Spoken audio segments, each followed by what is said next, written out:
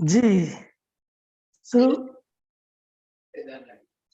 आरंभ करते हैं माता जी। जो है अभी आरंभ कीजिए, हम शुरू कर रहे हैं, यूट्यूब में डाल रहे हैं। जी माता जी, हाँ डाल दीजिए, हम शुरू करते हैं। हमने आरंभ कर दिया। जी माता जी, तो इसके पहले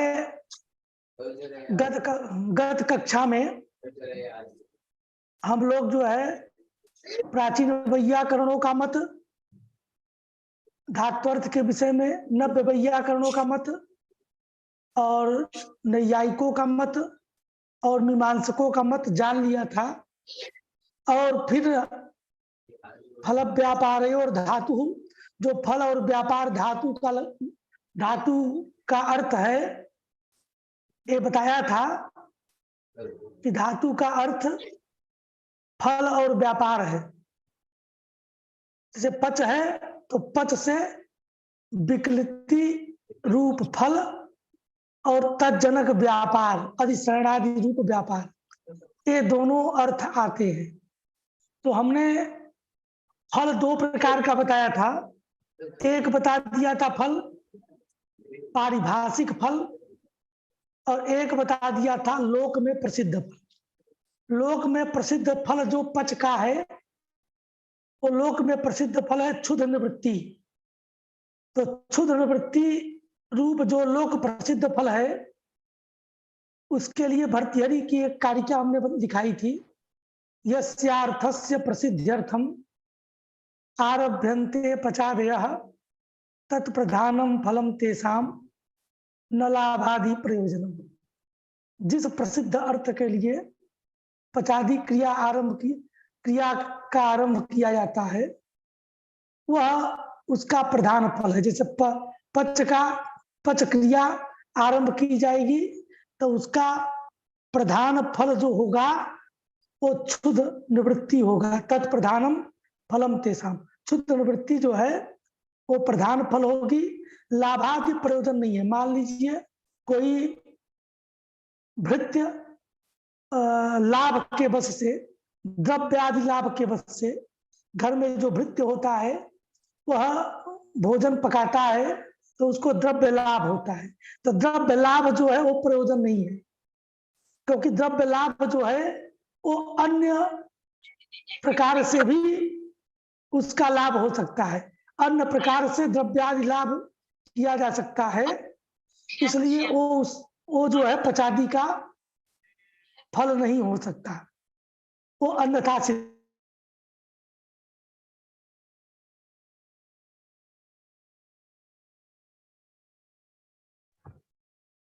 तो आपकी आवाज नहीं आ रही। आवाज नहीं आ रही है? हाँ अब आ गई, अब आ गई, अब आ रही। अच्छा, अभी तक नहीं आ रही थी क्या? आ रही थी। द्रव्यादि लाभ तो अन्य प्रकार से भी हो सकता है। द्रव्यादि लाभ अन्य प्रकार से भी हो सकता है, अन्यथा सिद्ध हो सकता है, वो अन्यथा सिद्ध है। इसलिए जो है अन्यथा सिद्ध होने के कारण द्रव्यादि लाभ जो है पाकादि क्रिया का प्रयोजन नहीं हो सकता, फल नहीं हो सकता। पच क्रिया का फल क्या होगा? का क्षुद्र निवृत्ति, ये लौकिक प्रयोजन है। तो क्षुद्र निवृत्ति जो है वो लौकिक फल का प्रयोजन क्या है? तो लौकिक फल क्यों मानते हैं? तो आत्मने पद परस्मयी पद, एक गत कक्षा में बताया था कि लौकिक फल जो है उसके कारण आत्मने पद परस्मयी पद व्यवस्था की जाती है। और यहाँ पर फल व्यापारी और धातु में जो फल लिया जाता है, वो फल जो है वो पारिभाषिक फल है। उसका लक्षण हमने बताया था कि कर्त प्रत्यय समव्यवहारे तद धातु जन्म शाब्द बोधीय धात्वर्थ निष्ठ विशेषता निरूपित प्रकारताश्रयत्वे सति तद धातुवाच्यत्वम फलत्वम। ये फल का लक्षण ये पारिभाषिक फल है। पारिभाषिक फल का लक्षण किस में जाएगा? तो विक्लित्यादि जो है वो पारिभाषिक फल कहलाते हैं। तो पारिभाषिक फल जो है वो विक्लित्यादि है। कैसे ये लक्षण गया? तो इसका समन्वयन हमने जो है गत कक्षा में किया था। एक बार पुनः इसका समन्वयन कर देते हैं ताकि जो है जो द्विश्रुति त्रिश्रुति छात्र हैं उनके लिए भी जो है सरल हो जाए। तो ये फल का लक्षण हमारा जो है, तो फल का लक्षण है क्या पारिभाषिक फल का? तो पारिभाषिक फल हमारा विकृति है, ये ध्यान दीजिए। पारिभाषिक फल का प्रयोजन क्या है, क्यों मानते हैं? तो सकर्मक अकर्मक व्यवस्था और कर्मादि संज्ञा जो है वो पारिभाषिक फल का प्रयोजन है। जैसे सकर्मक किसको कहते हैं? सकर्मक धातु, तो कहे सकर्मक धातु उसको कहते हैं जब धात्वर्थ फल का आश्रय अलग हो और धात्वर्थ व्यापार का आश्रय अलग हो, तो उसको कहते हैं सकर्मक धातु। धात्वर्थ फल व्यापारयो हो वैयधिकरण्यम सकर्मकत्वम, ये सकर्मक का लक्षण है। धात्वर्थ फल और व्यापार, जब फल और व्यापार का अधिकरण माने आश्रय जब अलग अलग होगा तो धातु सकर्मक कही जाएगी। जैसे देखिए पच को ही ले लीजिए, देवदत्त तंडुलम पचती, तो देवदत्त तंडुलम पचती, यहाँ पर देवदत्त, अब देखिए देवदत्त जो है वो करता है, पाकक क्रिया जो है वो किसमें रहती है? तो पाकक क्रिया समवाय संबंध से कर्ता में रहती है, और कर्ता वृत्तित्व संबंध से क्रिया में रहता है। अर्थात कर्ता का वृत्तित्व संबंध से निष्ठत्व संबंध से क्रिया में अन्वय होता है, और क्रिया का व्यापार जो है वो हमारा कर्ता में रहेगा समवाय संबंध से, कर्ता में समवेत है क्रिया। तो ध्यान दीजिए कैसे है, तो कहने सीधी सीधी बात है कि देवदत्त जब जो पाकक क्रिया हो रही है, देवदत्त तंडुलम पचती, तो पाकक क्रिया ये व्यापार है किसमें? तो देवदत्त में। देवदत्त रुक जाए बैठ जाए तो पाकक क्रिया नहीं हो सकती। कर्ता जब जो है व्यापार न करे तो व्यापार निष्पन्न नहीं हो सकता। इसका मतलब कर्ता में ही व्यापार है। तो विकलित अनुकूल जो व्यापार है, अधिश्रयण आदि व्यापार, चढ़ाना एक काम कौन किया? चढ़ाना कर्ता काम किया। जो उसमें हल्दी डालने का काम है कौन किया? कर्ता कर रहा है। उसको चढ़ाने से लेके उतारने तक जो भी कार्य हो रहा है वो सारा कौन कर रहा है? कर्ता कर रहा है।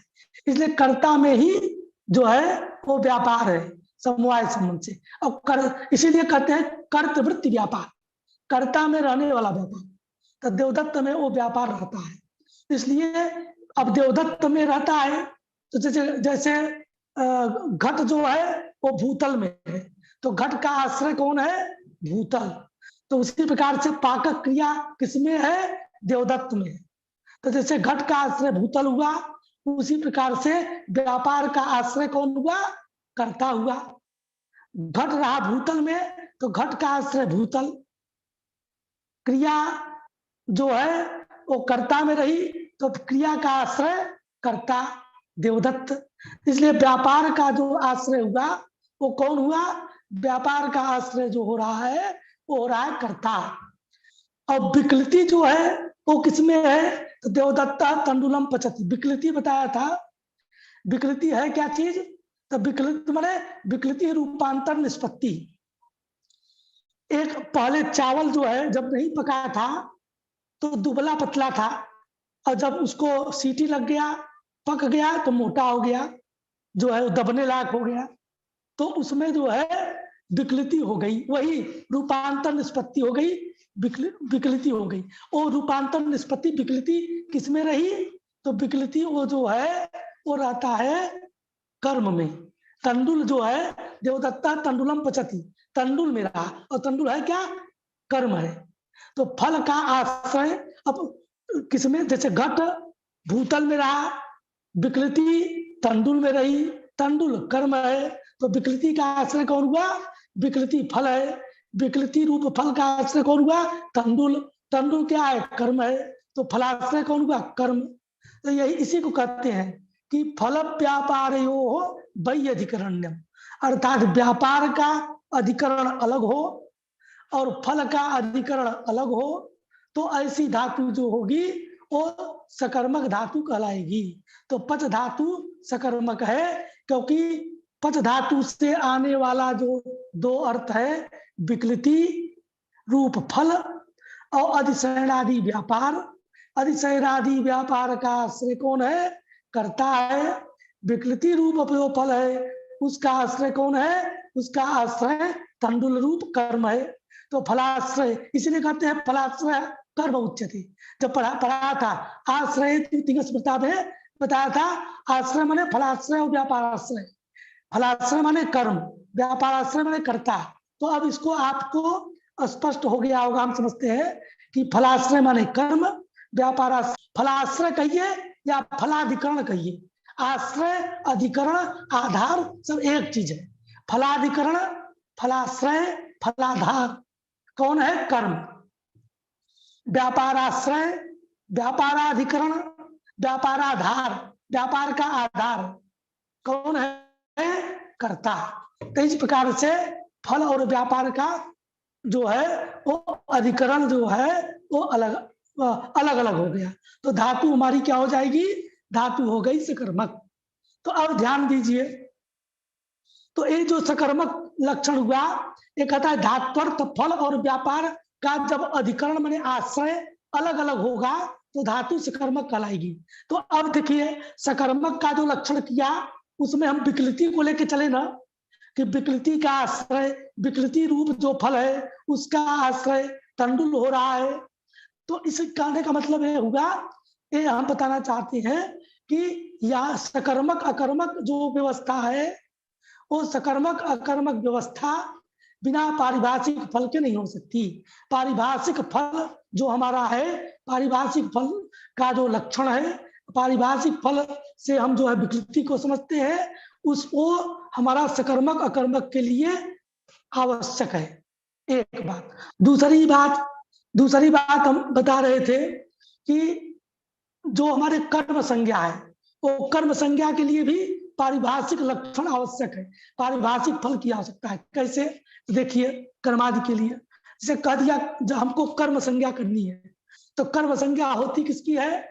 कर्ता में रहने, कर्तृप्सित तमम कर्म, भगवान पाणिनि ने कर्म संज्ञा करने के लिए सूत्र लिखा है। उसका सामान्य अर्थ बताते हैं, विशेष तो बहुत बड़ा अर्थ है। सामान्य अर्थ हुआ कि कर्ता में कर्तवृत्ति जो व्यापार, कर्तवृत्ति व्यापार प्रयोज्य जो फल, कर्तवृत्ति व्यापार प्रयोज्य फलाश्रय कर्म, ये कर्तृप्सितम कर्म का अर्थ है। कर्तवृत्ति व्यापार प्रयोज्य फलाश्रय कर्म। तो अब ध्यान दीजिए, कर्तवृत्ति व्यापार, तो अब देवदत्ता तंडुलम पचति में पच से व्यापार आया ना, वो व्यापार किसमें है? अधिशयनादि व्यापार कर्ता में।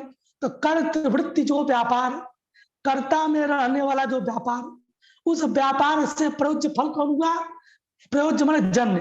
प्रयोज्य और जन्य में थोड़ा अंतर होता है। जन्य जो होता है वो केवल साक्षात जो जन्य होगा, और प्रयोज्य जो होता है वो जन्य जन्नत्व भी होता है, माने परंपरा संबंध से भी जन्य में जन्म माने किसी से जन्य हुआ और उससे यदि जन्य हुआ तो उसको भी प्रयोज्य कहते हैं जो है। तो ये अकथितन च इत्यादि के लिए, अकथितन च इत्यादि के द्वारा जो कर्म संज्ञा होती है, औड्यंत स्थल में जो कर्म संज्ञा होती है, उसके लिए कर्म के लक्षण प्रयोज्य का निवेश करते हैं। कर्तवृत्ति व्यापार जन्य नहीं करती, कर्तवृत्ति व्यापार प्रयोज्य, ताकि सभी कर्म का संग्रह हो जाए। माने अकथितन से कर्म संज्ञा का भी हमको संग्रह करना है। अड्यंत स्थल में भी कर्म देवदत्त यज्ञदत्तम ग्रामम गम्यति इत्यादि में भी हमारा जो है कर्म का संग्रह हो जाए, इसलिए प्रयोज्यत्व का निवेश करते हैं, इसीलिए हमने प्रयोज्य रखा है। तो कर्तवृत्ति व्यापार प्रयोज्य फलाश्रय कर्म। तो आपको लेना यहाँ पर इतना ही है जो है कि कर्ता में रहने वाला, जैसे देवदत्ता तंडुलम पचति, तो देवदत्त हुआ कर्ता, देवदत्त कर्तवृत्ति व्यापार कौन हुआ? विकलित अनुकूल व्यापार। तो कर्तवृत्ति व्यापार प्रयोज्य फल कौन हुआ? तो प्रयोज्य माने जन्य यहाँ पर हुआ, साक्षात जन्य हुआ। तो प्रयोज्य फल हुआ विकृति, तो कर्तवृत्ति व्यापार प्रयोज्य फल हुआ विकृति। उस विकृति का आश्रय कौन है? तंडुल। तो फलाश्रय की कर्म संज्ञा होती है। कर्तवृत्ति व्यापार प्रयोज्य फलाश्रय कौन हुआ? तंडुल। तो विकृत्याश्रयत्व न तंडुल की कर्म संज्ञा हो गई। उसी प्रकार से देवदत्त ग्रामम गच्छति में कर्तवृत्ति व्यापार कौन है? उत्तर देश अनुकूल व्यापार। कर्तवृत्ति क्योंकि गम धातु का अर्थ होता है, बताया था, उत्तर देश अनुकूल व्यापार। तो कर्तवृत्ति व्यापार प्रयोज्य फल कौन हुआ? उत्तर देश संयोग। उत्तर देश संयोग का आश्रय कौन है? ग्राम। तो कर्तवृत्ति व्यापार प्रयोज्य फलाश्रय हुआ ग्राम, तो ग्राम की कर्म संज्ञा हो गई। तो कर्तवृत्ति व्यापार प्रयोज्य उत्तर देश संयोग रूप फलाश्रय न ग्रामस्य कर्मता, ऐसे कहते हैं। उसी प्रकार से देवदत्त तंडुलम पचती में कर्तवृत्ति देवदत्त रूप कर्तवृत्ति व्यापार प्रयोज्य विकृति रूप फलाश्रय न तंडुलस्य कर्मता, तंडुलस्य कर्म संज्ञा इत्यादि व्यवहार किया जाता है। तो अब कहने का मतलब होगा कि फलाश्रय जो कर्म संज्ञा हो रही है उसमें भी पारिभाषिक फल जो विकृति इत्यादि है, धातु से जन्म फल व्यापारी और धातु से जो फल और व्यापार से फल आता है वही फल लिया जाता है। तो कर्मादि संज्ञा और जो है सकर्मक कर्मक व्यवस्था इत्यादि जो है वो पारिभाषिक जो फल है वो पारिभाषिक जो फल हमारा है उसका प्रयोजन है। सकर्मक कर्मक व्यवस्था हो जाए और कर्मादि संज्ञा करने के लिए। तो ये बात हम समझते हैं, इस पर साफ हो गई होगी, स्पष्ट हो गया होगा। अब हमने जो लक्षण बताया था पारिभाषिक फल का, वो थोड़ा लोग कह रहे थे कि कठिन हो गया गुरुजी, थोड़ा सा वो नहीं आ रहा है। तो आज हम उसको एकदम मैंने सरल ढंग से बताने की कोशिश करते हैं। एक बार जो है उसको फिर से सुन लीजिए दोबारा। द्विश्रुति, त्रिश्रुति, चतुश्रुति छात्र होते हैं, पहले हुआ करते थे, तो उनको भी ये बात समझ में आ जाए, इसलिए अब हम जो पारिभाषिक फल जो हमारा हुआ, पारिभाषिक फल कौन है? विकृति। पच में विकृति, पच से विकृति, गम से उत्तर देश संयोग इत्यादि को पारिभाषिक फलत्व में पकड़ते हैं। तो हमारा जो पारिभाषिक फल का लक्षण किए थे वो किए थे कर्तृ प्रत्यय समविव्याहारे। देखो सीधी बात है, कर्तृ प्रत्यय समविव्याहार इसलिए कह रहे हैं कि जो नव्य वैयाकरण है वो कर्म प्रत्यय स्थल में किसकी प्रधानता मानता है? कर्तृ प्रत्यय स्थल में तो प्रधानता किसकी मानता है? कर्तृ प्रत्यय स्थल में व्यापार मुख्य विशेषक शाब्द बोध मानता है। सबकी अपेक्षा व्यापार प्रधान है ये कहता है। लेकिन कर्म प्रत्यय स्थल में नव्य वैयाकरण क्या कहता है? कर्म प्रत्यय स्थल में नव्य वैयाकरण कहता है कि फल मुख्य विशेषक शाब्द बोध होता है। माने व्यापार जन्या विकृति, व्यापार जन्या तंदुल निष्ठा विकृति, ऐसा शब्द बोध करता है जो है नव्य वैयाकरण। तो नव्य वैयाकरणों के यहाँ कर्माख्यात में पच्चते माने कर्माख्यात है, पचति कर्ताख्यात है। तो पच्चते जब कर्माख्यात कहते हैं तो वहां पर क्या होता है?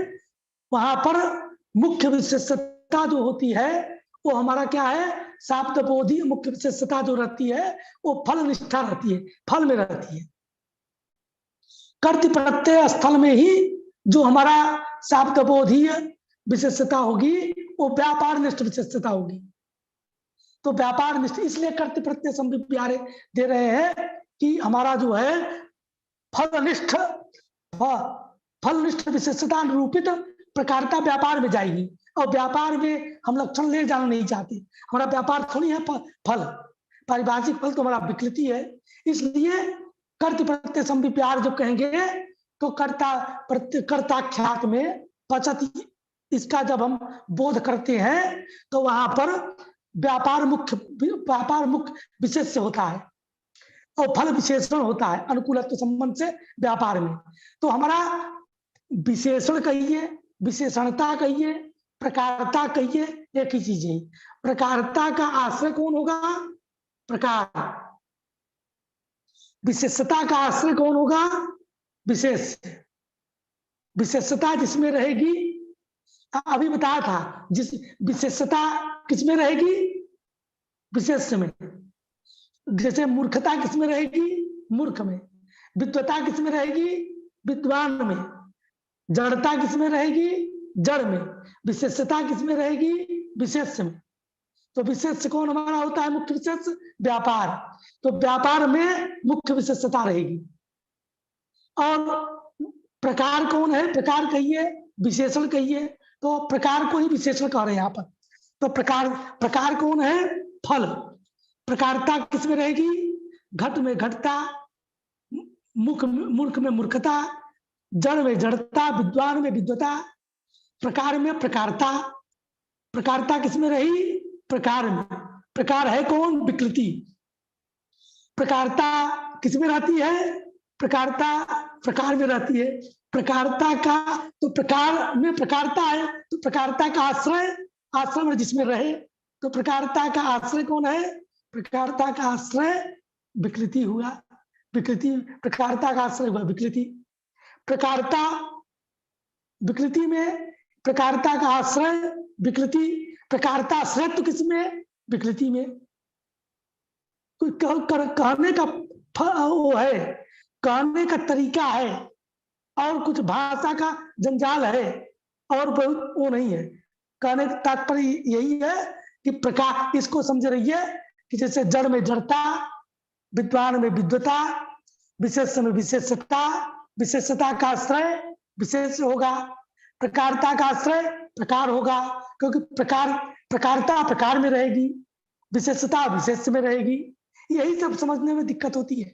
वस्तुतः दिक्कत नहीं है, बस आपका थोड़ा दौड़ने लगे बुद्धि, ये सुना नहीं है ना, इसलिए थोड़ा दिक्कत होती है। तो प्रकारता का आश्रय, तो कहने का मतलब होगा कर्तवाच्य में, पचति में विशेषता किसमें रहेगी? विशेषता व्यापार निष्ठा, व्यापार में रहेगी, तो उसी को कहते हैं व्यापार निष्ठा विशेषता। तो विशेषता निरूपित प्रकारता किसमें रहेगी? अब देखिए, पिता में पितृत्व धर्म रहेगा, पितृता, और पुत्र में कौन धर्म रहेगी? पुत्रता। अब देखो ध्यान देना, पुत्रता जो है, पुत्रता वो अपने से नहीं, किसी से निरूपित होती है। तो पुत्रता पितृता से निरूपित है। मैं देवदत्त मान लीजिए पुत्र है, और जगदत्त पिता है, तो जगदत्त में पितृता रहेगी। देवदत्त पुत्र है, तो देवदत्त निष्ठा पुत्रता रहेगी। तो देवदत्त निष्ठा जा पुत्रता, वो पुत्रता किन निष्ठ पितृता निरूपिता? तो जगदत्त निष्ठ पितृता निरूपिता, देवदत्त निष्ठ पितृता। उसी प्रकार से यहाँ पर भी समझिए कि व्यापार निष्ठा जा विशेषता, प्रकारता विशेषता से निरूपित होती है, और विशेषता प्रकारता से निरूपित होती है। पुत्रता पितृता से निरूपित, पितृता पुत्रता से निरूपित। तो ये सब जो है सापेक्ष है। तो इसका मतलब हुआ कि व्यापार निष्ठा जा विशेषता, सा विशेषता विकृति निष्ठ प्रकारता निरूपिता। विकृति निष्ठ जो विकृति में रहने वाली जो प्रकारता, वो विकृति में रहने वाली प्रकारता किससे निरूपित है? तो व्यापार निष्ठ विशेषता से निरूपित है। विशेषता से निरूपित प्रकारता, प्रकारता से निरूपित विशेषता। तो कहने का तात्पर्य सीधा है कि पच से या कोई भी धातु जहां लेंगे तो वहां पर कर्ति प्रत्यय, कर्तिवाच्य में व्यापार प्रधान होता है। तो व्यापार निष्ठ विशेषता निरूपित प्रकारता का आश्रय जो होगा वो फल ही होगा। तो प्रकारता आश्रयत्व फल में जाएगा।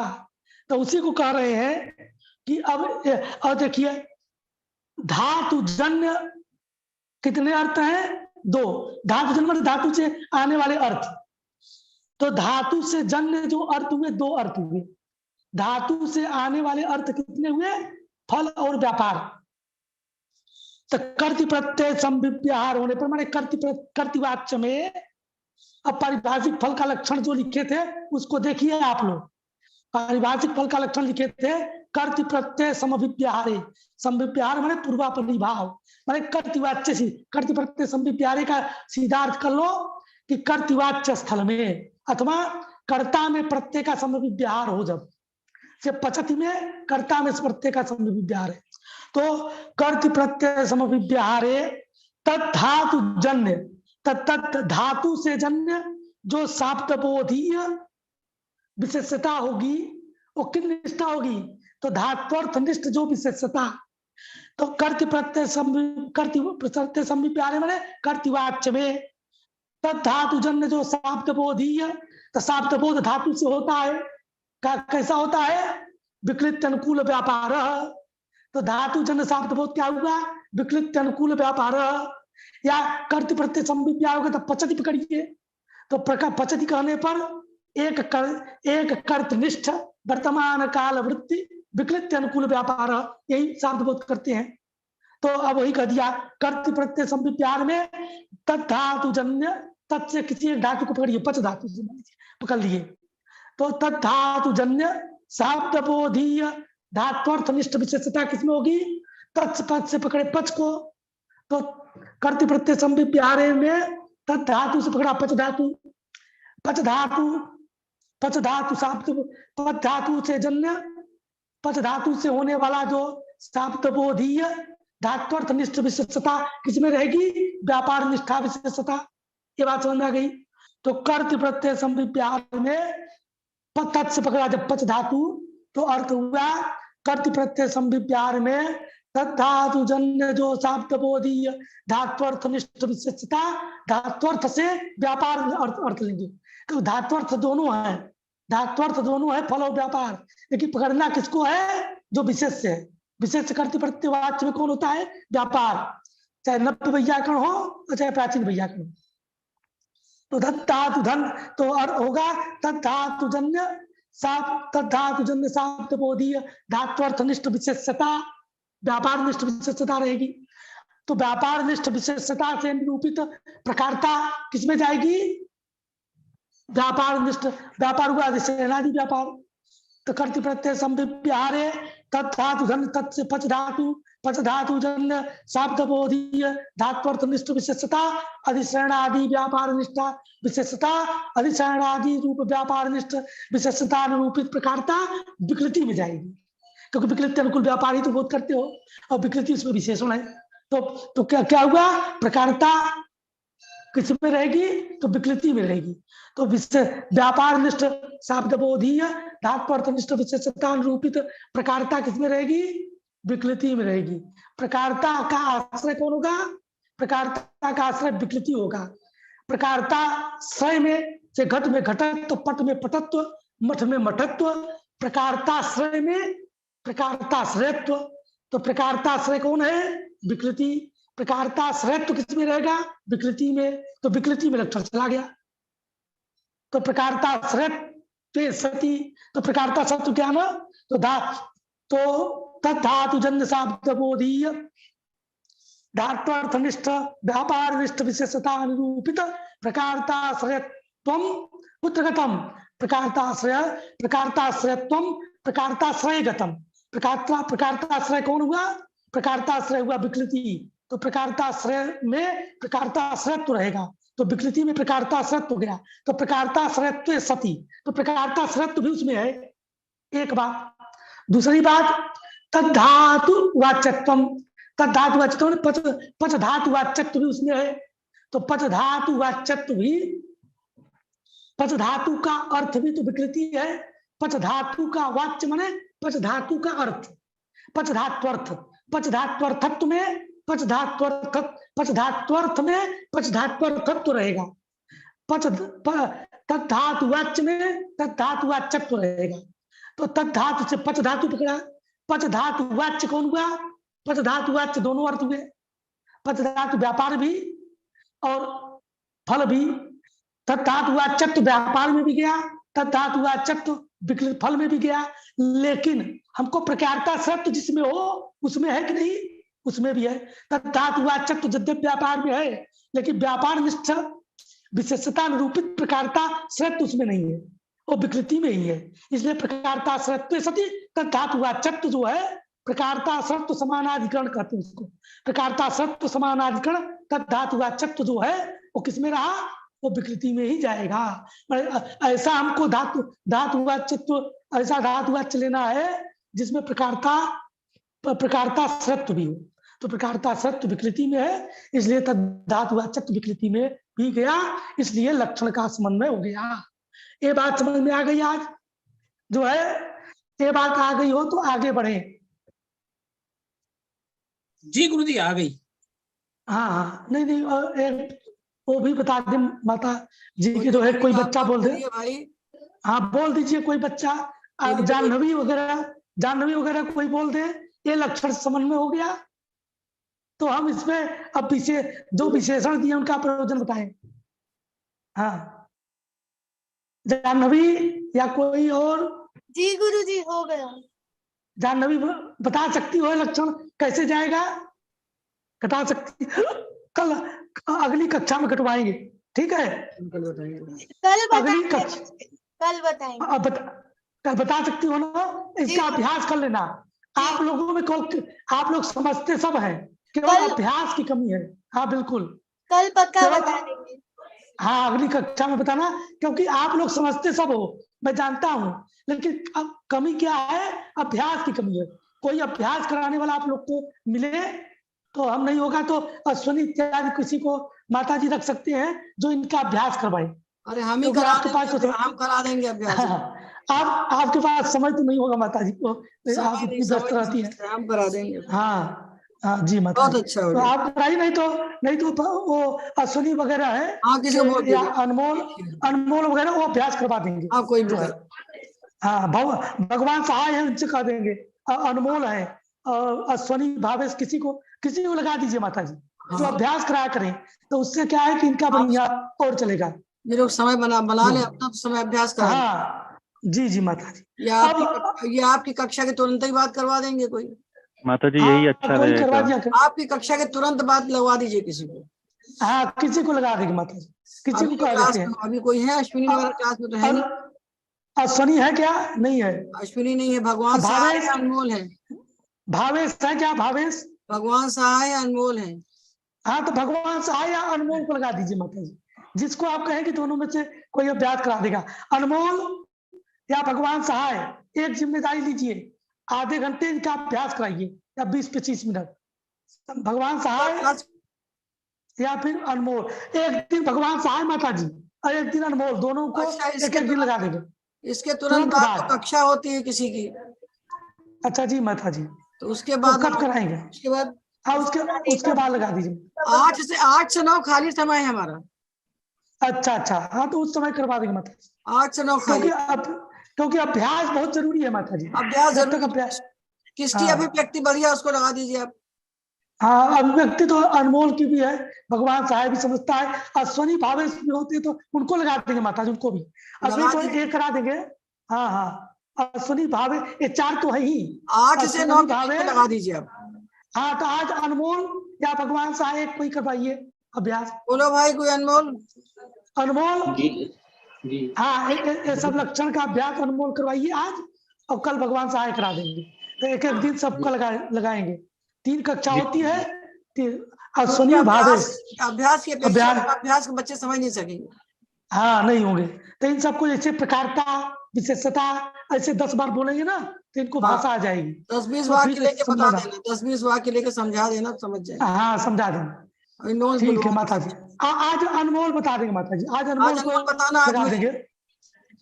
अब ध्यान दीजिए। हाँ ठीक बच्चों, तो अभ्यास जरूरी है, बाकी समझते हैं आप लोग जो है। अब देखिए कर्त प्रत्यय संविव्याहारे का विशेषण क्यों दिया? तो हमने बताया था कि कर्त प्रत्यय संविव्याहारे विशेषण इसीलिए दिया है कि कर्मवाच्य में जो है वो हमारा फल विशेष होता है, तो वहां पर फलनिष्ठ विकृति विशेष होता है, और विकृति हमारा जो है विशेष, और विशेषता रूपी प्रकारता व्यापार में जाने लगी। इसलिए हमने जो है शाब्दबोधीय विशेषता जो हमारी जाएगी कर्मवाच्य में, वो हमारा व्यापार में फल में रहेगी विशेषता, और तन रूपी प्रकारता जो है वो व्यापार में जाने लगेगा, प्रकारता सत्य व्यापार में जाने लगेगा। तो वो हमको पारिभाषिक फलत्व ना इष्ट नहीं है, तो वहां लक्षण न जाए, इसलिए कर्त प्रत्यय संविव्याहारे दिया है। एक बात। दूसरी बात हम बता रहे थे कि शाब्दबोधीय धात्वर्थनिष्ठ विशेषता, शाब्दबोधीय विशेषण क्यों दिया? तो शाब्दबोधी इसलिए दिया हुआ है कि उपस्थिति या विशेषता निरूपित प्रकारता शर्त न ले। तनिष्क बीमार है। हेलो, हाँ बोलिए, कोई पूछ रहा है क्या? बंद कर दिया उसको हमने, आप बोलिए। बंद किया? हाँ जी। तो अब जो है, तो यहाँ पर शाब्दबोधी, एक किसी को खोल दीजिए माता जी, जो बच्चा हम पूछे तो बोलता रहे, तो उससे क्या है, एक कोई बच्चा, जानवी जानवी खोल देते हैं, अनमोल को खोल दो। जानवी खोल दीजिए माता जी। अब अनमोल तो अनमोल को भी खोल दो। हाँ नहीं, जानवी खोलिए माता जी, उन्हीं से हम कुछ के आगे बढ़ेंगे। हाँ जानवी, तो अब देखिए जानवी, हाँ अब देखिए, हमने एक बात बताई थी कक्षा में, गत कक्षा में 2-3-4 कक्षा के पहले, कि जैसे धातु से कौन दो अर्थ आया? फल और व्यापार। फल और व्यापार में पदार्थ किसको कहते हैं? दोनों को। उपस्थिति विशेषता। हाँ, उपस्थिति विशेष जो है, तो उपस्थिति विशेष हमारा दोनों हो रहे हैं कि नहीं? जानवी जी दोनों में है। उपस्थिति में विशेष दोनों है ना? और शाब्दबोध में विशेष कौन है? व्यापार। और उपस्थिति में विशेष कौन है? दोनों। तो शाब्दबोधी विशेषता लेंगे तो शाब्दबोधीय विशेषता हमारी किसमें रहेगी? व्यापार में ना जी गुरु जी। तो शाब्दबोधी विशेषता अनुरूपित प्रकारता किसमें रहेगी? व्यापार में। व्यापार विकृति में, विकृति। हाँ, शाब्दबोधीय विशेषता किसमें है? व्यापार में। और व्यापार में विकृति विशेषण है ना जी, फल विशेषण है ना। हाँ, तो शाब्दबोधीय विशेषता निरूपित प्रकारता किसमें रहेगी? व्यापार में। विकृति। हाँ, विकृति में, फल में जी। फिर वो विकृति फल है जानवी। हाँ ठीक है, ठीक समझ रही हो, तो भाषा का ही वो है। तो तो अब ध्यान दीजिए, शाब्दबोधीय व्यापार निष्ठ विशेषता निरूपित प्रकारता श्रेष्ठ तो हमारा जो है वो विकृति में जाता है। अब शाब्दबोध को यदि हटा दें तो हम उपस्थिति विशेषता भी कर सकते हैं ना जी। तो उपस्थिति विशेषता को किसमें है? दोनों में है, फल और व्यापार दोनों में है। बहुत बढ़िया, वेरी गुड। तो फल और व्यापार दोनों में है, तो उपस्थिति तो विकृति में भी रहेगी ना उपस्थिति विशेषता जी।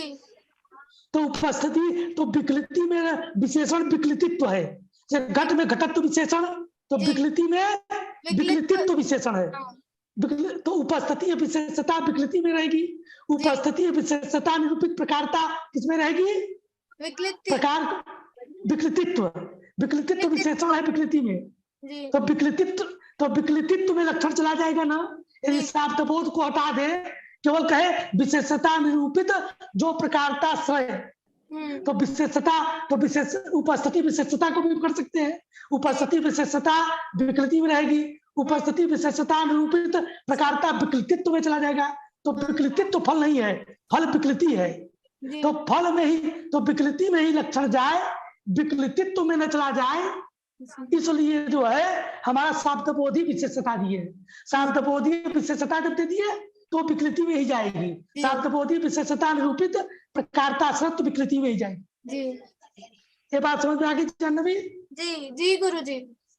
इसीलिए शाब्दबोधी दिया है कि उपस्थिति विशेषता पकड़ करके कोई विकृतित्व में लक्षण न पहुंचा दे। एक बात।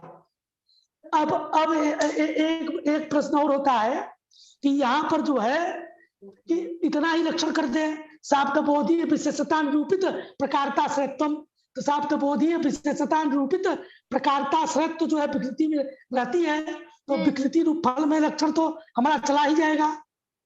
शाब्दबोधी विशेषता निरूपित प्रकारता श्रेष्ठ तब धातुवाचक क्यों देते हैं?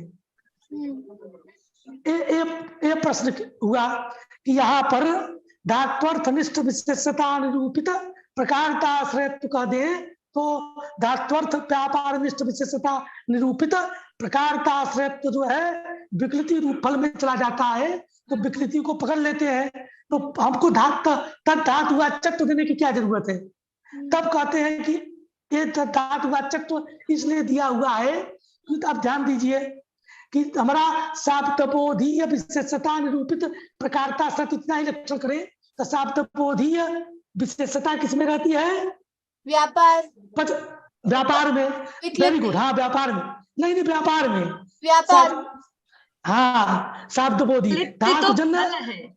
हाँ तो धातुजन्य शाब्दबोधीय विशेषता किसमें रहेगी? व्यापार।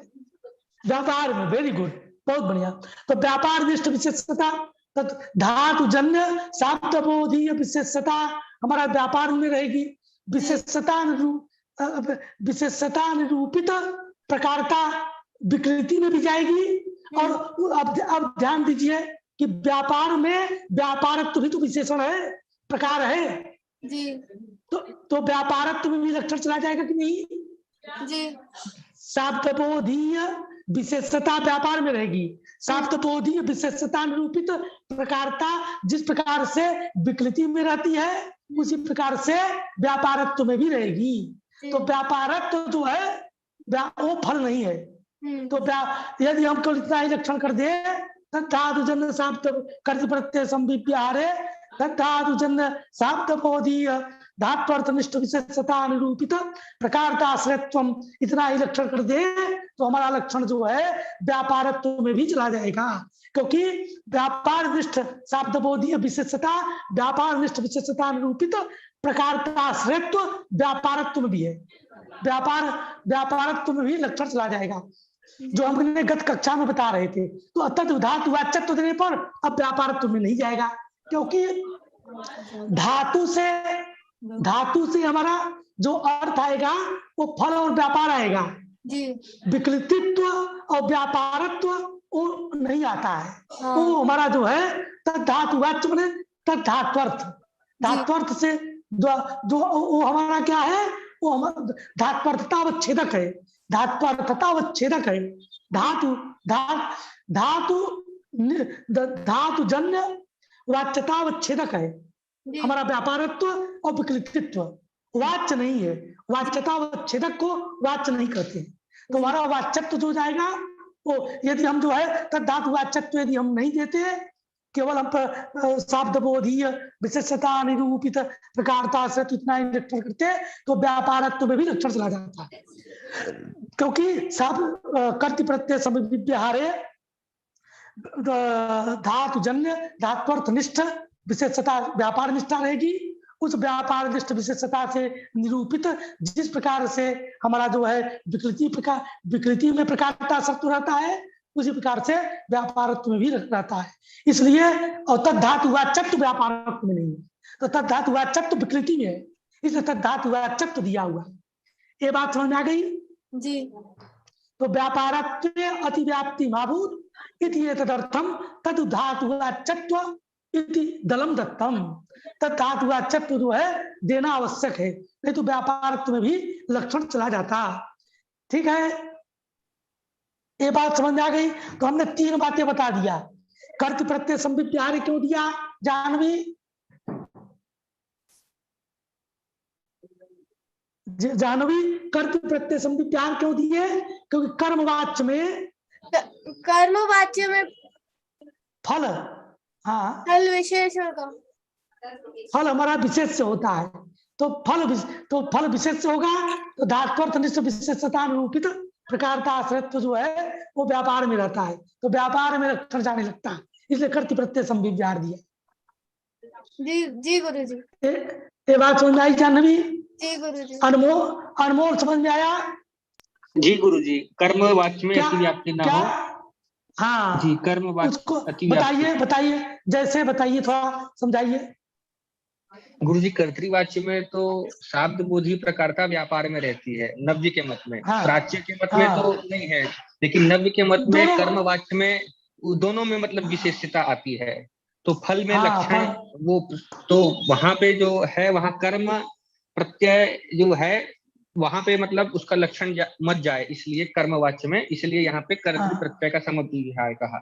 हाँ, क्योंकि वहां पर विकृति फल जो है विशेष से होता है, तो धात्वर्थनिष्ठ विशेषता किसमें रहेगी? फलनिष्ठ, तब विकृति में रहेगी। तो धात्वर्थनिष्ठ विशेषता निरूपित प्रकारता शर्त व्यापार में जाने लगेगा। जी जी, व्यापार में जाने लगेगा। तो वो न जाए, वह हमको व्यापार में थोड़ी पारिभाषिक फल है, व्यापार में थोड़ी पारिभाषिक फल है, इसलिए कर्तृवाच्य दिया है। शाब्दबोधी क्यों दिया है? जान बताओ अनमोल, पहले तुम फिर जानवी बताएगी, सब बताओ। क्योंकि शाब्दबोधी इस, क्योंकि गुरुजी शाब्दबोधी नहीं देता, केवल उपस्थिति देता है, तो उपस्थिति में विशेषता के आश्रय दोनों बन रहे थे, फल भी बन रहा था और व्यापार भी बन रहा था, इसलिए ये दिया गया गुरुजी। तो क्या होता? तो दोनों में जाता है लक्षण, तो दोनों में है। में चला जाता है। हाँ, विकृतित्व इत्यादि में भी चला जाता है। विकृतित्व जो है वो हमारा फल नहीं है, विकृति फल है। हाँ, तो विकृतित्व इत्यादि में न चला जाए, इसलिए दिया हुआ है। और तद धातु वाच्यत्व क्यों दिया? व्यापार अतिव्याप्ति वारणाय, क्योंकि धातुवर निष्ठ विशेषता से निरूपित जिस प्रकार से प्रकारता का आश्रय विकृति है, उस प्रकार से व्यापारत्व भी है, लेकिन व्यापारत्व फल नहीं है, इसलिए विशेष दल दिया। हाँ, जिस प्रकार से शाब्दबोध में व्यापारत्व भी बातचीत होता है, समवाय संबंधावच्छिन्ना व्यापारत्वावच्छिन्ना भी कहते हैं, तो वो हमारा व्यापारत्व भी जो है शाब्दबोध में भाषित होता है। तो शाब्दबोधीय विशेषता निरूपित हमारा जो है उसमें भी चला जाएगा। जी, बात समझ में आ गई जानवी? जी गुरुजी। तो ये 3 बातें हमने बता दिया कि उनमें न जाए, इसका अभ्यास कर लेना, कराएंगे। अब जो है व्यापार का लक्षण बताते हैं। एक तो फल का लक्षण हुआ, पारिभाषिक फल का लक्षण। फल व्यापार में अब कहे किन्नाम व्यापारत्वम, तो कहते हैं व्यापारत्व जो है उसका लक्षण बताते हैं कि यहाँ पर धात्वर्थ फल जनकत्वे सति धातुवाच्यत्वम व्यापारत्वम, अथवा तज्जन्यत्वे सति तज्जन्य जनकत्वम व्यापारत्वम। तो ये है क्या चीज? दोनों लिख लीजिए। धात्वर्थ फल जनकत्वे सति धातुवाच्यत्वम व्यापारत्वम या व्यापारस्य लक्षणम। धात्वर्थ फल जनकत्वे सति धातुवाच्यत्वम व्यापारस्य लक्षणम। कहिए चाहे व्यापारत्वम कहिए, एक ही चीज। तो लिख लिए सब लोग। दूसरा लिख लीजिए तज्जन्यत्वे सति तज्जन्य जनकत्वम व्यापारत्वम या व्यापारस्य लक्षणम। दोनों को हम घटा देते हैं, देखिए लिख लिए तज्जन्यत्वे सति तज्जन्य जनकत्वम व्यापारत्वम या व्यापारस्य लक्षणम। धात्वर्थ अथवा धात्वर्थ फल जनकत्वे सति धातुवाच्यत्वम व्यापारत्वम। अब इसको ध्यान दीजिए, ध्यान देना जानवी। धात्वर्थ, हाँ, तो धात्वर्थ जो फल, अब जैसे पच धातु ले लो, तद धात्वर्थ जन, तद का भी निवेश करना है। सब में जो लक्षण, जितने भी लक्षण होते हैं, लक्षण में तत् का निवेश जरूर करना है, नहीं तो अन्य धातु को पकड़ करके अन्य व्यापार में भी लक्षण जाने लगेगा। इसलिए तत् धात्वर्थ फल जनकत्वे सति तत् धातुवाच्यत्वम, तत् का निवेश किया जाता है। ये बात तो प्रसिद्ध है, इसलिए हमने नहीं बताया कि तत् का निवेश इसलिए करते हैं कि अन्य धातु को पकड़ करके अन्य में लक्षण न चला जाए, इसलिए तत्पद का निवेश किया जाता है। तो तद्धातु तद्धात्वर्थ फल जनकत्वे सति तद्धातुवाच्यत्वम व्यापारत्वम व्यापारस्य लक्षणम, अथवा तज्जन्यत्वे सति तज्जन्य जनकत्वम। ये 2 लक्षण हम घटाते हैं। ये व्यापार में जाता कैसे है? तो देखिए, हम तत्पद से पकड़ लिए पच धातु से, हम एक दृष्टा किसी भी धातु को पकड़ के कहीं भी ले जा सकते हो। उदाहरण के लिए हम पच धातु पकड़ लेते हैं, क्योंकि पच को पचती चल रहा है, इसलिए विकृति अनुकूल व्यापार इत्यादि सब मालूम है। विकृति जन्य है और व्यापार जनक है, ये भी आप लोगों को मालूम है। तो विकृति अनुकूल व्यापार में विकृति जो फल है वो जन्य है कि जनक है? जानवी, फल और व्यापार में विकृति, अनुकूल व्यापार में जन्य है, तो जन्य में क्या रहेगा? जन्यत्व। जी। और जनक कौन है? व्यापार। तो जनक में कौन धर्म रहता है? व्यापारत्व। हाँ, जनकत्व। जनकत्व। जनक में जनकत्व धर्म, व्यापार में व्यापारत्व, जी। फल में फलत्व, विकृति में विकृतित्व। जी। जो शब्द बोलो उसका धर्म बोल दो। यही है, उसी प्रकार बोलना है। तो अब देखो, तो यहाँ पर हमने बताया तद्धात्वर्थ फल जनकत्व सती, तत् से हम पकड़ लिए पच धातु, तो तद्धात्वर्थ फल कौन हुआ? तत् से पकड़ा पच धातु, पच धात्वर्थ फल, पच धात्वर्थ फल कौन है? विकृति। विकृति। तो पच धात्वर्थ विकृति रूप फल जनक कौन है? जनक व्यापार। कौन व्यापार? अधिशयनादि व्यापार, चढ़ाने से लेकर उतारने तक जो व्यापार हो रहा है। तो तद पच धात्वर्थ फल जनकत्व सती, जनकत्व है किसने उसमें? पच धात्वर्थ फल हुआ विकृति, पच धात्वर्थ फल जनक कौन हुआ? व्यापार। व्यापार। उस धात्वर्थ फल जनक में कौन धर्म रहेगा? जनकत्व। तो तद्धात्वर्थ फल जनकत्व किस में जाएगा? व्यापार में जाएगा कि नहीं? जी। तद्धात्वर्थ फल जनकत्व सती माने तद्धात्वर्थ फल जनकत्व, जिसमें रहेगा उसमें चला जाएगा तद्धात्वर्थ फल जनकत्व। तद्धात्वर्थ फल जनकत्व व्यापार में है, इसलिए तद्धात्वर्थ फल जनकत्व व्यापार में लक्षण गया। ये बात समझ आ गई? जी गुरु। तद्धात्वर्थ फल जनकत्व सती। और एक और होना चाहिए, तद्धातु वाच्यत्व। तद्धातु वाच्यत्व, पच धातु वाच्य फल और व्यापार दोनों है। तद्धातु वाच्य में तद्धातु वाच्यत्व रहेगा। तद्धातु वाच्यत्व जो हमारा है वो व्यापार में गया कि नहीं? तद्धातु वाच्य हुआ व्यापार, तद्धातु वाच्य में तद्धातु वाच्यत्व रहेगा। तो धात्वर्थ फल जनकत्व भी व्यापार में गया, तो धात्वर्थ फल जनकत्व सती हो गया। धात्वर्थ फल जनकत्व जिसमें रहे, और धातुवाच्यत्व भी व्यापार में जाता है, क्योंकि तद्धातुवाच्य भी व्यापार है। तद्धात्वर्थ फल जनकत्व सती, तद्धातुवाच्यत्व व्यापार में, तद्धात्वर्थ फल जनकत्व भी रहता है व्यापार में। तद्धात्वर्थ फल जनकत्व सती हो गया। तद्धात्वर्थ फल जनकत्व सती, तद्धातुवाच्य व्यापार है। तद्धातुवाच्य में घट में घटत्व, पट में पटत्व, विशेष में विशेषत्व, तद्धातुवाच्य में तद्धातुवाच्यत्व। तद्धातुवाच्यत्व व्यापार है, तद्धातुवाच्य व्यापार है, तद्धातुवाच्य में तद्धातुवाच्यत्व रहा, तद्धातुवाच्यत्व व्यापार में चला गया। तद्धात्वर्थ फल जनकत्व भी व्यापार में गया, तद्धातुवाच्यत्व भी व्यापार में गया। इसलिए व्यापार में जो हमने लक्षण किया वो चला गया। तद्धात्वर्थ फल जनकत्व सती, तद्धातुवाच्यत्व व्यापार में चला जाता है, तो व्यापार हमारा पकड़ लिया जाता है। अधिशयनादि जो है तो धात्वर्थ व्यापार हो गया। बात समझ आ गई? जी गुरु जी। जानवी समझ में आया? जी गुरु जी। तद्धात्वर्थ फल जनकत्व सती, तद्धातुवाच्यत्व व्यापार में रहता है ना जी। तद्धातुवाच्यत्व इतना ही है, तद्धातुवाच्यत्व इतना ही है, तो हमारा फल में भी चला जाएगा। हाँ, दोनों में चला जाएगा। इसलिए तद्धात्वर्थ फल जनकत्व से दे दिया। ठीक है, तद्धात्वर्थ फल जनकत्व से तद्धातुवाच्यत्व। अब ध्यान दीजिए, एक और लक्षण बताया था ना जी। क्या लक्षण बताया था? तज्जन्यत्व सती, तज्जन्य जनकत्व व्यापारत्व। अब देखिए, तत्पद से यहाँ पर धातु को पकड़ लिए, धातु पद से तज्जन्यत्व सती, जो व्यापार है उसमें तज्जन्यत्व भी होना चाहिए, और तज्जन्यत्व माने धातु जन्यत्व भी होना चाहिए।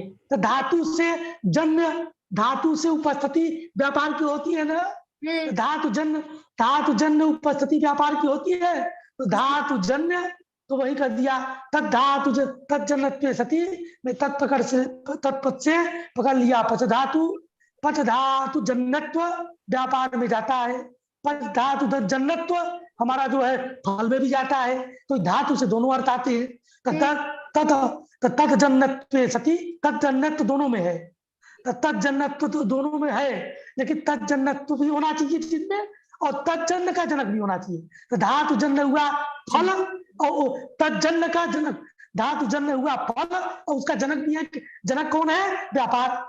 तो तत्जन्य धातु जन्य फल और उसका जनक भी है, तो उसका जनक कौन हुआ? व्यापार। तो तत्जन्यत्व भी व्यापार में है, तत्जन्यत्व दोनों में है, फल और व्यापार में, लेकिन तत्जन्य जनकत्व जो है वो व्यापार में ही जाता है, फल जो है तत्जन्य जनकत्व नहीं, तत्जन्य जनकत्व फल में नहीं गया। इसलिए तत्जन्यत्वे सति, तत्जन्य जनकत्व जो लो हमारा लक्षण हुआ वो हमारा व्यापार में चला गया। इस प्रकार से व्यापार हमारा जो है वो बता दिया गया। वो व्यापार जो है क्या, इसको उसी बात को बताते हुए कहते हैं भूषण सार कि हमारा जो है देखो व्यापार जो है क्रिया जो है दो प्रकार की होती है। क्रिया जो है एक सिद्धावस्था क्रिया होती है, एक साध्यावस्था क्रिया होती है। क्रिया द्विविधा, साध्यावस्था क्रिया और सिद्धावस्था क्रिया। ठीक है, तो जो हमारा साध्यावस्था क्रिया है उसका लक्षण है, साध्यावस्था क्रिया जो है वो हमारा जो है वो है साध्यावस्था क्रिया कौन है? तो कहते हैं, देखिए ध्यान दीजिए, कृदंत स्थल में साध्यावस्था क्रिया, हाँ जी, क्रिया दो प्रकार की, सिद्धावस्था क्रिया और साध्यावस्था क्रिया। साध्यावस्था क्रिया जो है, साध्यावस्था जो क्रिया है उसका लक्षण बता दिया, उसका लक्षण हम बता रहे थे। तो साध्यावस्था क्रिया जो हमारी है वो कैसे समझेंगे, तो ध्यान दीजिए। और सिद्धावस्था क्रिया कैसे समझेंगे, तो सीधी सीधी बात है, उसका लक्षण आगे बताएंगे, तो हम लक्षण घटाएंगे, अभी मूल में ही बताएंगे लक्षण। लेकिन अभी स्थूल रूप से आप समझ लीजिए कि जैसे पचति कहते हैं तिङंत पद, पचति अपाक्षित पक्षति।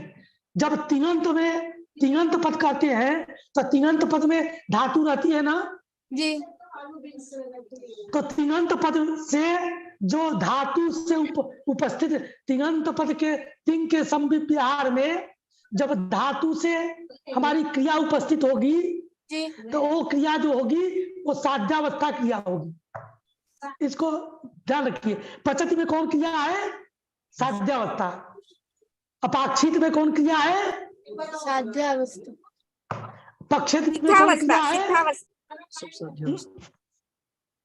पचति अपाक्षित कुछ एक सब तीन में रहने वाली, तीन के संविहार होने पर पच से उपस्थित होने वाली जो क्रिया, धातु से उपस्थित होने वाली क्रिया को क्या कहते हैं? साध्यावस्था क्रिया।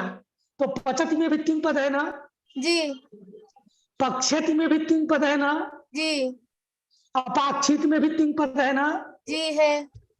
तो ऐसे तीन के संविहार में धातु से उपस्थित होने वाली जो क्रिया होगी वो साध्यावस्था क्रिया होती है, साध्यावस्था क्रिया कहलाती है, उसको साध्यावस्था क्रिया ही कहना है।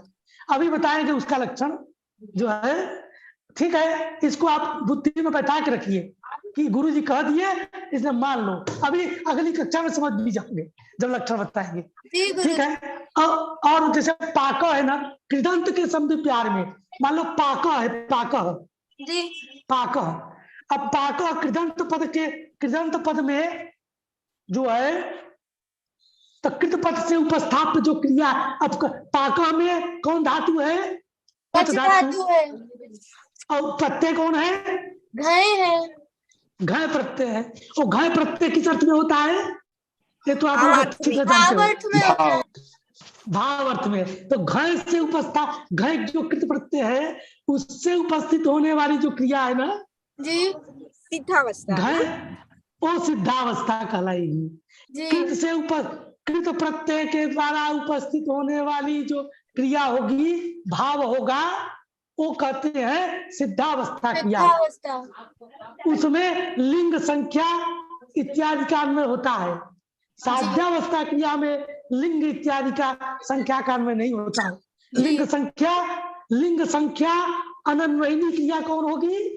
अनन्वयनी माने लिंग संख्या के जिसमें अन्वय न हो, लिंग संख्या साध्यावस्था। इसलिए कहेंगे, ये भी कह सकते हैं कि तिंग के समव्याहार में धातु से उपस्थित होने वाली क्रिया कौन होगी?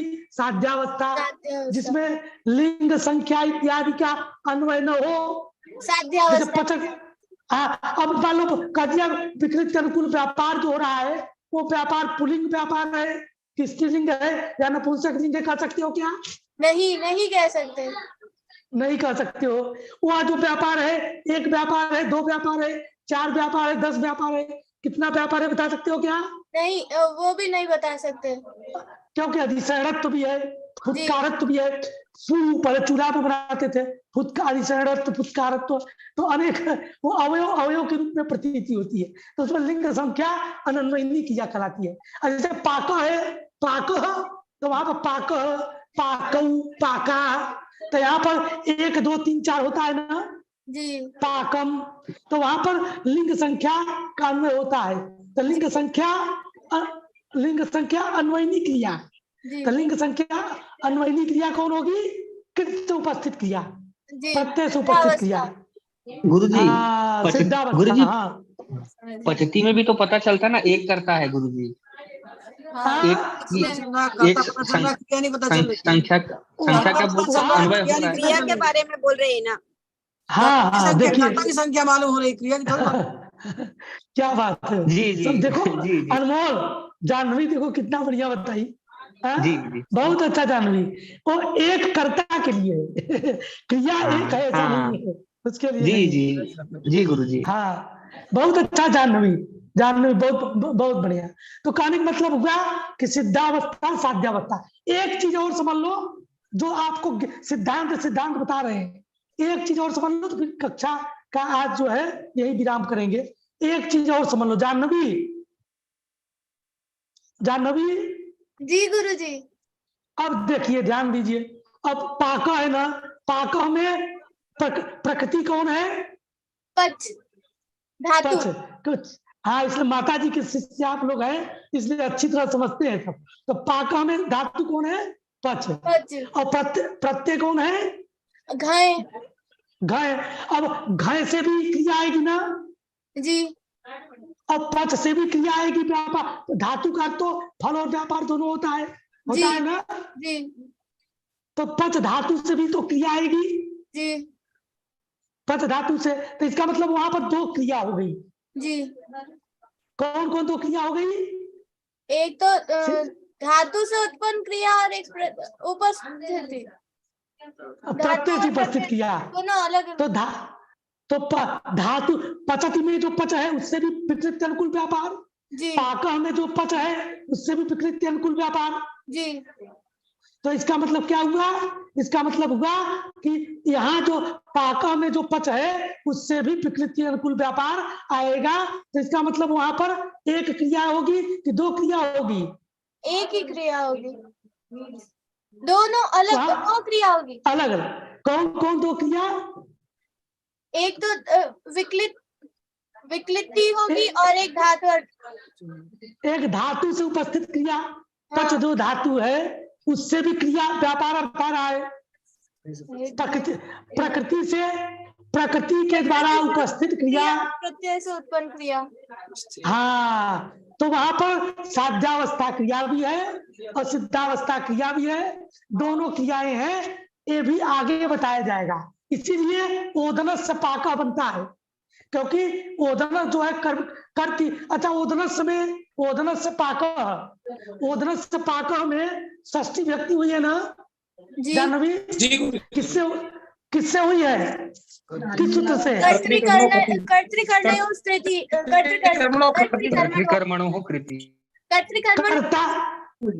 ओदनस से पाका में ओदन में जो षष्ठी हुई है, हाँ, वो कर्म में षष्ठी हुई है कि कर्ता में हुई है? ओदन कर्म का पाका कर्म में हुई है। अब ध्यान देना, ये जो कर्ता, कर्म, करण इत्यादि होते हैं ना जी, कर्ता कर्म, करण इत्यादि जो होते हैं ना, वो साध्यावस्था क्रिया निरूपित ही कर्तृत्व, कर्मत्व, कर्णत्व इत्यादि होता है। जी सिद्धावस्था कर्ता कर्म कर्ण बनाने में समर्थ नहीं है। जी साध्या क्रिया ही कर्ता कर्ति संज्ञा, कर्म संज्ञा, कर्ण संज्ञा, संप्रदान, उपादान इत्यादि संज्ञाओं को करने में समर्थ होती है। जी तो यदि पाकः में यदि साध्यावस्था क्रिया नहीं होती तो जी। ओदन की कर्म संज्ञा नहीं होती और कर्म में षष्ठी नहीं होती। इस कर्म में षष्ठी को देख करके हम जान सकते हैं कि पाकः में घर से पच से भी क्रिया आती है। वो क्रिया क्या है? साध्यावस्था क्रिया। तभी साध्यावस्था क्रिया ही कर्तृ कर्म इत्यादि संज्ञा में कारण बनती है। इसलिए यहाँ पर जो है हमारा दोनों कृदंत स्थल में दोनों हमारे यहाँ क्रिया पाई जाती है। हमारे साध्यावस्था भी और सिद्धावस्था में भी नैयायिकों का व्याकरण इसी प्रकार खंडन करता है। भैया आपके यहाँ तो साध्यावस्था क्रिया तो है ही नहीं, पाक में कृदंत में शक्ति मानते हो, तो आपके यहाँ तो ओदनस्थ में षष्ठी हो ही नहीं सकती। ओदनस्थ पाक कर्म षष्ठी के अनुरोध से आपको मीमांसकों को भी कहेगा कि आपको पच का अर्थ मानना ही पड़ेगा। जो है जो केवल फल अर्थ नहीं मान सकते, फल और व्यापार दोनों अर्थ मानना पड़ेगा। तो कहने का तात्पर्य इतना ही हुआ। अभी इतना ही होता, स्थूल रूप से समझो कि जब तिङंत पद का संविप्यार होगा, तिंग पद रहेगा, तिंग पद का संविप्यार होगा, तिङंत स्थल में साध्यावस्था क्रिया होगी और कृदंत स्थल में दोनों क्रिया पाई जाएगी। प्रकृति के द्वारा साध्यावस्था क्रिया और प्रत्यय के द्वारा सिद्धावस्था क्रिया। हाँ, उनका लक्षण जो है अगली कक्षा में बताएंगे। बस आज इतना ही रखिए। अस्तु, आज यही विराम देते हैं। अस्तु, धन्यवाद। किसी को कुछ पूछना हो तो पूछ सकता है। धन्यवाद। हाँ भगवान साहब बताइए। मुझे कब क्या अभ्यास कराना है, आज या कल? हाँ, आज तो अनमोल करा देंगे, कल आप करा दीजिएगा अगली कक्षा में। आज अनमोल हाँ जी गुरु जी। हाँ अनमोल हाँ शादी में थोड़ा जाना था। हाँ तो आज करा दीजिए, आज करा दीजिए आप। अनमोल करा दीजिए अगली कक्षा में। जी गुरु जी। आज भगवान साहब को करा दीजिए। आज कितने बजे? हाँ माता जी से पूछ लीजिए, माता जी जब बताए आज कितने बजे गुरुदेव? माता जी से पूछ लीजिए। हाँ 8:15 बजे, 8:15। हाँ अभ्यास जी माता जी, आधा घंटा 8:15 बजे करा देंगे। 8 बजे 8:15 बजे करा देंगे माता जी। 8 बजे कराइए और बिल्कुल जल्द से बताइए। 5 साल के बच्चे के समान समझाइएगा। हाँ बच्चों के समान 5 साल के बच्चे को समझा रहे ऐसे समझाइएगा। माता जी हम तो वैसे कोशिश कर रहे हैं। नहीं आपका तो बहुत बढ़िया चल रहा है। आप गुरु जी फल व्यापार का लक्षण ही घटाना है ना? हाँ जी जी जी जी। व्यापार का लक्षण बताना है और जितना अभी तक गुरु जी ने बताया है सबको बताना है। वो सब अभ्यास करवाइए। धातु का अर्थ फल के व्यापार कैसे होता है पूरा वो सब सारा बताइए। भगवान साहब जो बच्चे को समझे वो बताइए, वो आप अभ्यास कराइए। ठीक है, जो उनसे आशीर्वाद तो है ही। आशीर्वाद क्या बस मैं आशीर्वाद करें गुरुदेव आप।